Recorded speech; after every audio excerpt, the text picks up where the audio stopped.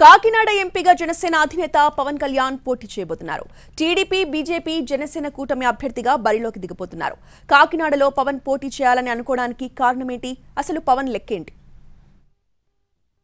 BJP, TDP, Janasena పొత్తులపై clarity వచ్చింది. 2 MP స్థానాల్లో జనసేన పోటీ చేయబోతోంది. ఈసారి కాకినాడ ఎంపీగా బరిలో దిగబోతున్నారు జనసేన అధినేత పవన్ కళ్యాణ్. బీజేపీ పెద్దల సూచనతో పార్లమెంటుకు పోటీ చేయాలని జనసేనాని నిర్ణయించుకున్నారు.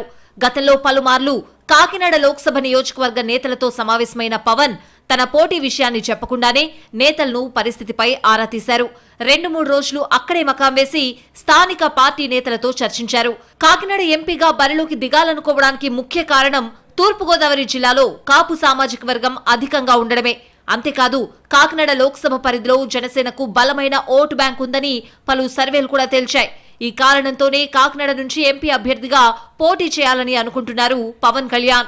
కాకినాడ పార్లమెంటు పరిధిలో మొత్తం 7 అసెంబ్లీ స్థానాలున్నాయి.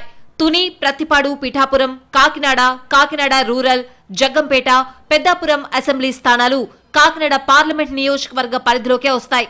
2019 పార్లమెంట్ ఎన్నికల్లో వైసీపీ అభ్యర్థిగా వంగా గీత విజయం సాధించారు. 2019 ఎన్నికల్లో వంగా గీతకు 5,37,000 ఓట్లు రాగా టీడీపీకి 5,11,000 ఓట్లొచ్చాయి. జనసేన కూడా ఇక్కడ గణనీయమైన ఓట్లు సాధించింది. పోయిన ఎన్నికల్లో జనసేనకు 1,32,000 ఓట్లొచ్చాయి. గతంలో టీడీపీ, జనసేనకు వైసీపీ కంటే ఎక్కువ ఓట్లు రావడంతో పాటు కాపులు అధికంగా ఉండడంతో కాకినాడలో పవన్ గెలుపు సులభమవుతుందని భావిస్తున్నాయి కూటమి నేతలు. ఒకవేళ ఎంపీగా పోటీ చేస్తే ఎన్డీఏలో భాగస్వామిగా కేంద్ర మంత్రి అయ్యే అవకాశం ఉంది.